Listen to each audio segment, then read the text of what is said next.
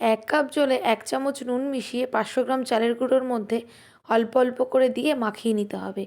এমনভাবে মাখতে হবে যাতে হাতে মুঠো করলে একটু ডেলা পাকিয়ে যায়, আবার একটু চাপ দিতেই সেটা ঝুরঝুরে হয়ে পড়ে যায়। এবার ওই মাখানো চাল গুঁড়োটা একটা চালনির সাহায্যে ভালো করে চেলে নিয়েছি।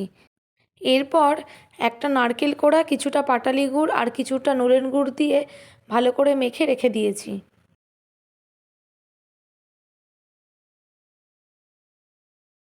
এরপর একটা ছোট ছড়ানো বাটির মধ্যে কিছুটা শুকনো চালের গুঁড়ো নিয়ে ভালো করে মাখিয়ে নিয়েছি।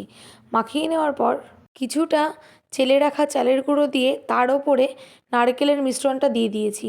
তার ওপরে আবার একটা লেয়ার দিয়েছি চালের গুঁড়োর। এই রকমভাবে 3টে লেয়ার করে দিয়েছি চালের গুঁড়ো আর নারকেল দিয়ে। এরপর এটাকে হালকা হাতে চেপে দিতে হবে।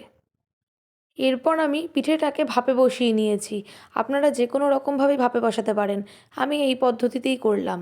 তৈরি হয়ে গেল নরম তুলতুলে ভাপা পিঠে। তবে অনেকেই বলে এই পিঠে করতে নাকি খুব কম সময় লাগে, কিন্তু আমার এক একটা পিঠে করতে 10 থেকে 12 মিনিট সময় লেগেছে। তবে খেতে ভালোই হয়েছে। আপনারাও একবার এই পিঠে বাড়িতে বানিয়ে দেখবেন।